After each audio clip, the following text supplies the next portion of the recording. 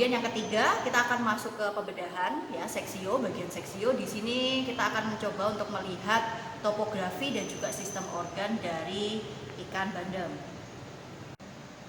Nah, sekarang kita akan membuka operculum dulu ya. Jadi mau melihat brankianya seperti apa. Ya, jadi ini bisa digunting saja.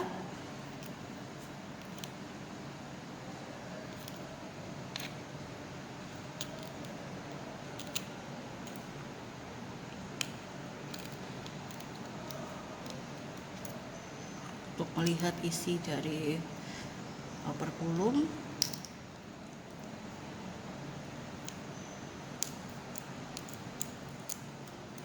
Nah, seperti ini.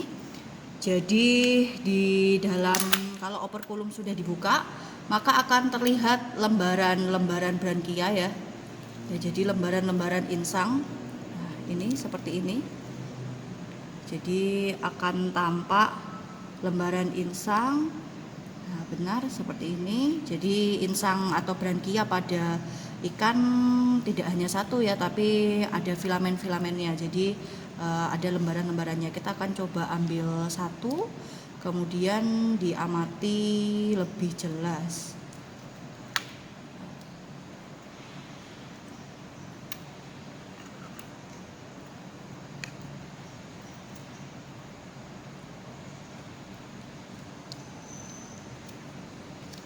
Seperti ini di satu lembar brankia. Nah, di sini kami ada dua ikan ya yang sudah kami posisikan, yang satu menghadap ke kiri, kemudian yang satu menghadap ke kanan. Nah, kenapa begini? Karena ketika nanti dibedah, maka topografi atau sistem organ yang pertama kali terlihat itu akan berbeda. Ya, jika saudara hadapkan ikan itu ke kiri dan yang satu itu ke kanan, karena dia posisi bentuk atau perawakan badannya itu gepeng, maka ketika saudara bedah, tidak akan semua sistem organ itu tampak ketika pertama kali dibedah. Nah, untuk melakukan pembedahan, ya, kita akan mulai dengan membuat potongan di area posterior ya dari operculum. Ya, kita akan buat potongan di area posterior dari operculum dulu. Nah, kemudian dipotong ke kanan ya, memanjang sampai di area depan ya, anterior dari kloaka. Ini kan dagingnya tebal jadi agak susah.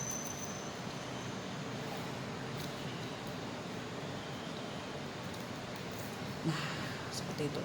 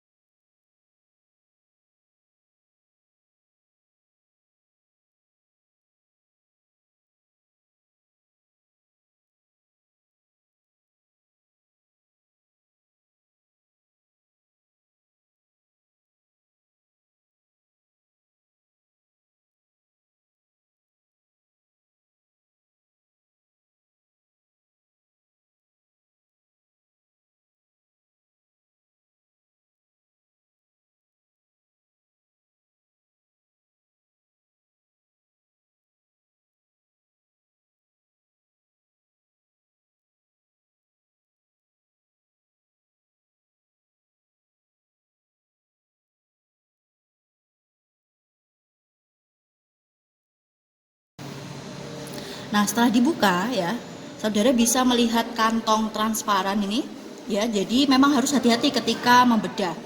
Ya, jadi jangan sampai kantong ini nanti pecah ya. Jadi kantong transparan ini tidak boleh pecah. Ini namanya pneumatosis atau vesica natatoria, kantong udara. Nah, ini setelah dibedah ya, pada ikan yang kepalanya kita hadapkan ke kiri ya, yang tampak jelas adalah ini hepar. Ya, nanti kita akan lihat secara detail yang lain. Ini ada ren, ginjal, ren. Jadi ren pada ikan memang berbeda dengan pada mamalia atau aves. Jadi ren di sini memanjang, tepatnya berada di area ventral ya, area dekat perut, arahnya ke arah ventral di sebelah dari kolumna vertebralis atau tulang belakang. Jadi area ventral dari kolumna vertebralis. Nah, sekarang kita akan membedah untuk yang hadap ke kanan ya, ikan yang kita hadapkan ke kanan nanti seperti apa topografinya. Sama seperti tadi, kita buat potongan. Ya, kita buat potongan.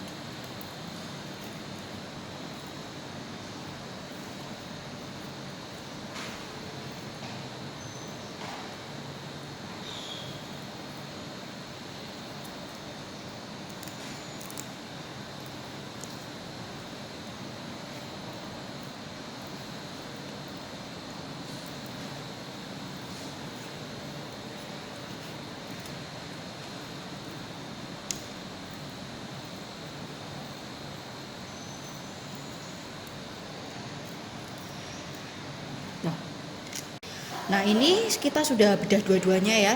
Jadi ini yang menghadap ke kiri, sedangkan ini ikan yang kita hadapkan ke kanan. Nah, dari sini saudara bisa lihat perbandingan organ yang pertama kali tampak apa. Yang sebelah kiri yang akan tampak terlihat adalah pasti ada renal ya, pasti ada ginjal.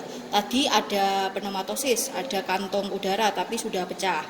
Kemudian ini yang pertama kali kelihatan hepar, ini besar, ini hepar. Kalau kita buka di belakang hepar ini ada ini usofagus ya, yang kemudian akan mengarah ke lambung, tapi di sini usus tidak tampak. Kalau yang menghadap ke kanan, ikan yang kita hadapkan ke kanan, yang tampak jelas adalah intestinum atau usus, tapi hepar tidak terlihat karena hepar ada di sisi yang sebelahnya ya, jadi tidak tampak. Renal juga tampak, kemudian pneumatosis atau kantong udara juga tampak pada sisi yang sebelah kanan. Jadi terlihat ada perbedaan ketika kita membedah kepalanya menghadap ke kiri atau kepalanya menghadap ke kanan. Tadi saudara sudah saya ajak ya untuk melihat bagaimana cara pembedahannya. Nah, sekarang kita akan melihat lebih detail ya, karena kadang kalau melalui video itu organnya agak tampak kurang jelas ya. Jadi di sini kita akan bahas versi dalam bentuk foto sehingga nanti akan lebih jelas untuk organnya. Jadi kita akan masuk ke section yang ketiga ya, seksio, topografi dan juga sistem organ. Nah, ini adalah topografi organ ya. Jadi struktur yang pertama kali terlihat memang berbeda ketika kita menghadapkan ikan ke sebelah kiri atau sebelah kanan ya. Jadi kalau kita menghadapkan kepala ikan ke sebelah kiri, maka yang akan tampak adalah bagian hepar ya. Jadi untuk intestinum itu sebetulnya panjang, tapi ketika ikan itu kepala kita hadapkan ke kiri, maka yang akan tampak adalah bagian gastrat dan juga hepar. Ketika diarahkan ke kanan baru kemudian kelihatan yang lebih dominan adalah intestinum yang tampak. Nah, topografi organ ketika ikan kita arahkan kepalanya ke arah kiri adalah yang pertama pneumatosis. Jadi ketika saudara membedah pertama kali ya akan ada bagian yang seperti selaput berisi udara. Itu yang kita sebut sebagai vesika natatoria. Jadi pertama kali memang harus hati-hati ketika membedah. Jadi jangan sampai bagian ini bocor atau tertusuk ya. Jadi nanti saudara tidak bisa lihat bentuknya seperti apa. Kemudian ada ren, ginjal. Jadi ginjal pada ikan memang masih kuno ya, masih awal sekali. Jadi tipenya adalah mesonefros, masih memanjang. Jadi bentuknya tidak seperti kacang seperti pada mamalia, tapi bentuknya memanjang. Letaknya tepat di bagian bawah dari kolumna vertebralis. Kemudian ada brankia, insang. Ya, ini brankia kelihatan kalau operculumnya kita buka. Jadi salah satu ciri khas dari Osteichthyes adalah brankia yang ditutupi oleh operculum. Kalau pada ikan bertulang rawan, Chondrichthyes tidak. Ya, jadi rata-rata celah insangnya terbuka, jadi brankianya kelihatan. Kemudian ini hepar, hepar ada 3 lobus. Kemudian di area dekat dengan lobus hepar itu ada yang kita sebut sebagai lien atau limpa. Jadi salah satu organ untuk imunitas.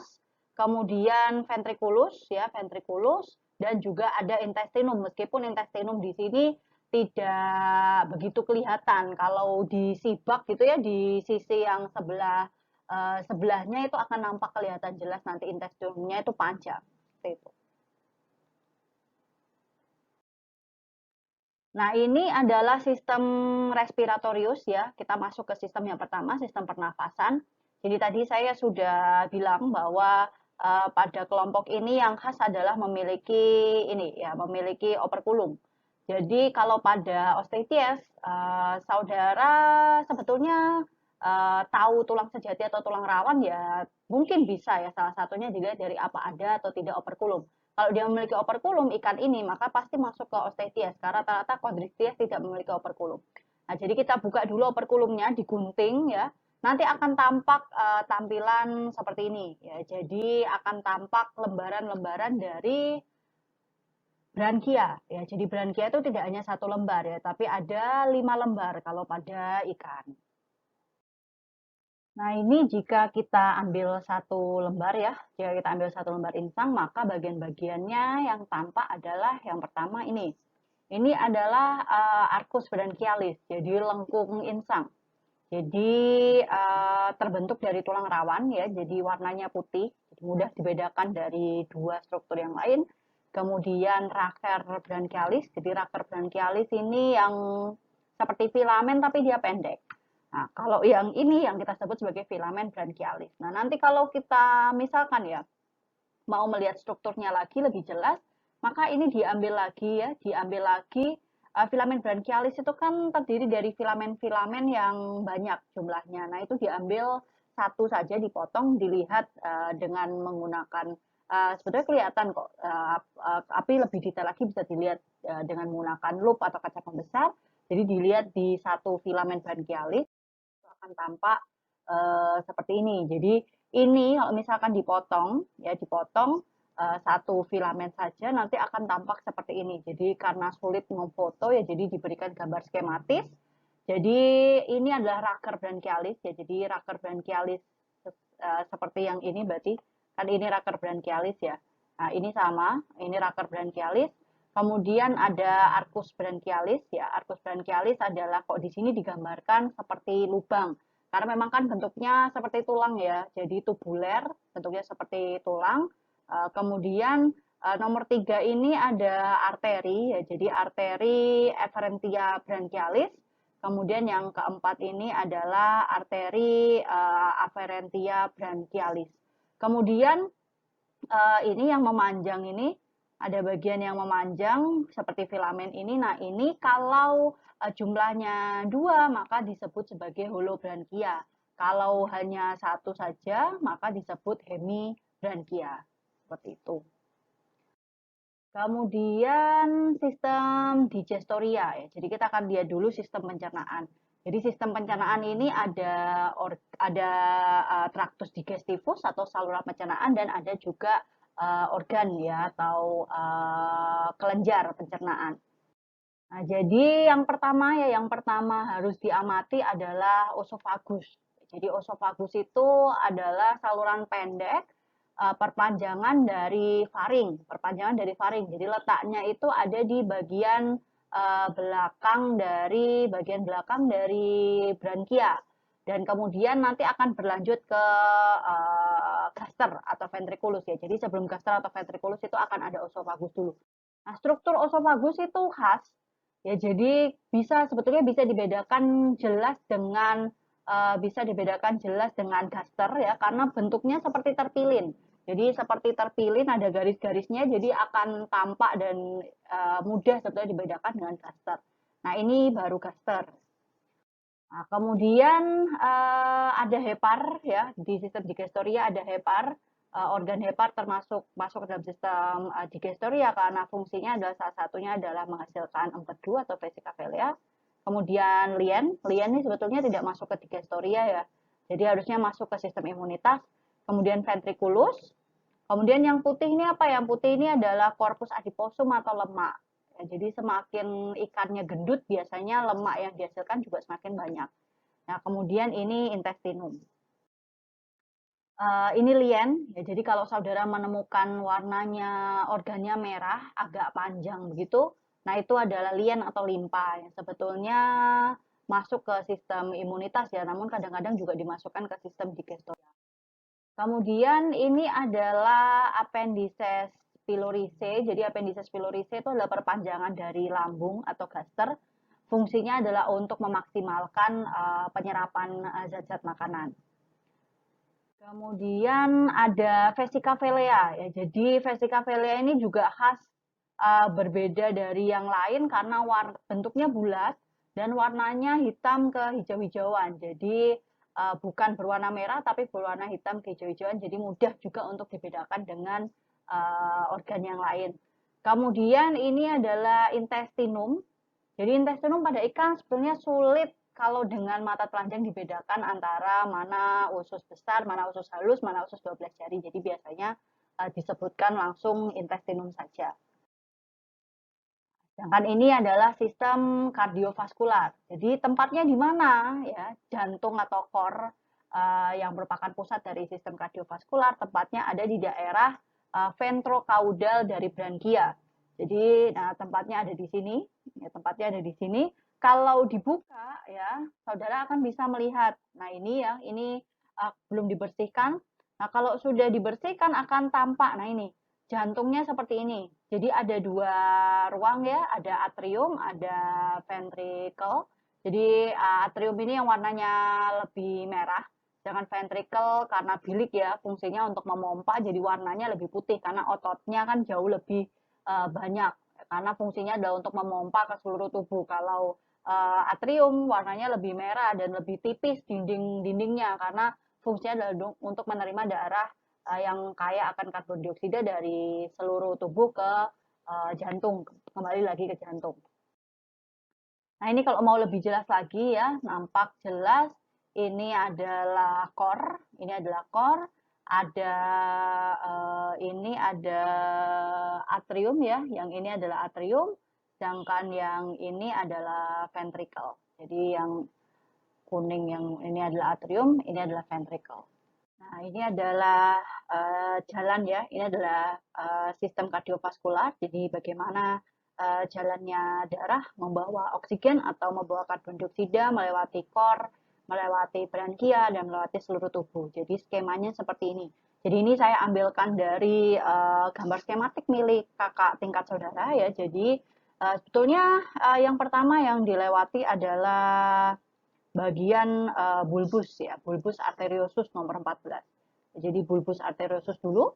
Nah, bulbus arteriosus ini akan mengalirkan darah ya menuju nomor 12 ini ventral aorta ke brankia. Ya, jadi ke brankia terlebih dahulu. Jadi nanti di brankia ini akan ada kapiler ya, akan ada pembuluh darah kecil-kecil yang fungsinya adalah untuk pertukaran gas ya, dari gas karbon dioksida ke oksigen.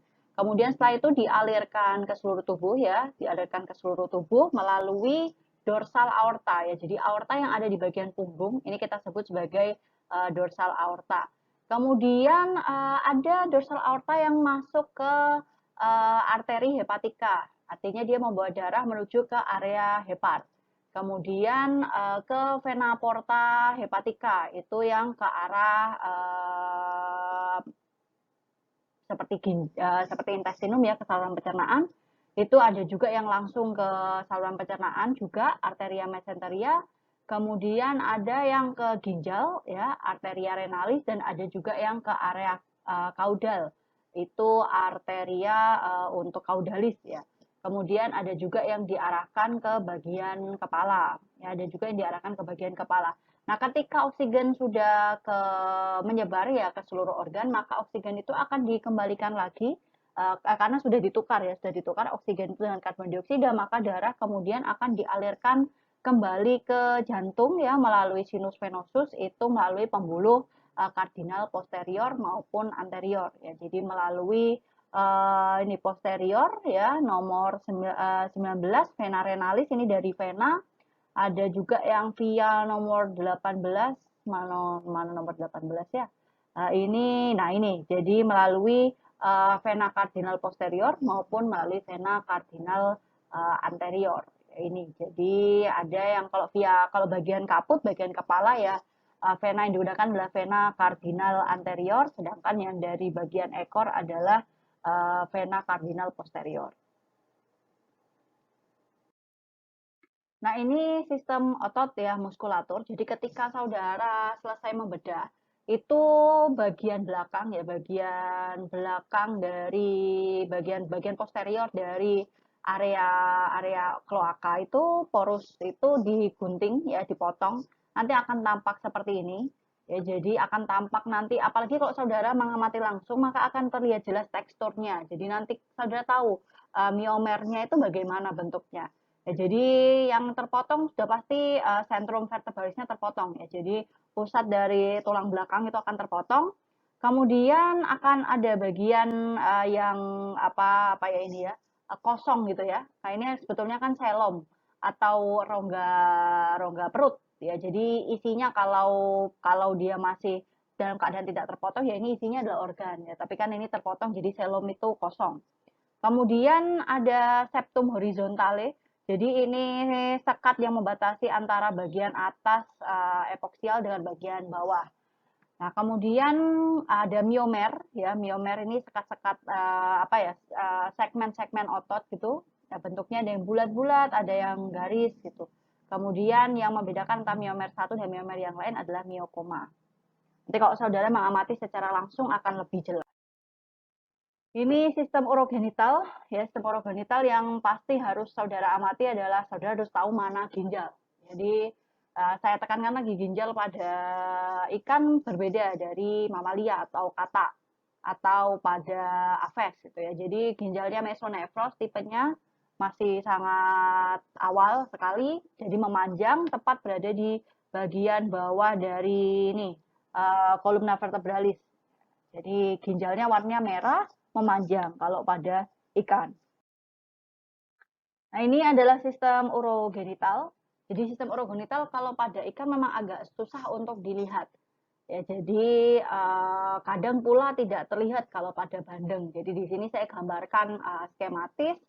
Jadi yang bagian kiri saudara ini adalah pada betina, sedangkan yang bagian kanan saudara ini adalah jantan. Jadi sama-sama memiliki sepasang ya. Kalau pada betina ya ada ovarium, ini ada ovarium. Kalau pada jantan ada testis.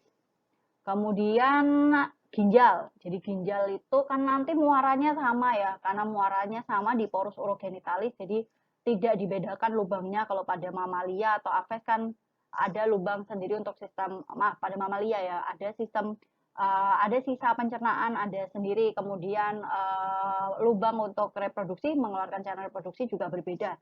Tapi kalau pada ikan sama, semuanya masuk ke porus urogenitalis. Jadi nanti di sini digambarkan salurannya ya, saluran ginjal dengan saluran pada sistem reproduksi. organ genitalianya itu sama nanti muaranya. Oleh karena itu kita sebut sebagai sistem urogenital. Ya, karena muaranya nanti sama di porus urogenitalis. Kemudian tentu pada betina salurannya kita sebut sebagai oviduct, sedangkan pada jantan ada fasa diferensia maupun fasa eferensia. Kemudian pada ini ada ductus wolfi ya, ductus wolfi. Kemudian ada sinus urogenitalis ya sama. Nanti masuk ke sinus urogenitalis untuk saluran dari ginjal maupun saluran dari organ reproduksi. Di mana nanti dua-duanya akan bermuara pada porus urogenitalis. Ya, semuanya akan bermuara di porus urogenitalis kemudian dikeluarkan dari lubang yang sama. Nah, seperti itu asistensi kita hari ini ya. Jadi saudara bisa sebetulnya mencoba untuk membedah sendiri ya. Silakan bisa saudara cari ikan yang sesuai ya. Saya sarankan ikannya ukurannya besar sehingga nanti saudara lebih mudah untuk mengamati sistem organnya. Terima kasih atas perhatiannya. Kita bertemu lagi di video pembelajaran selanjutnya. Wassalamualaikum warahmatullahi wabarakatuh. Salam sehat selalu.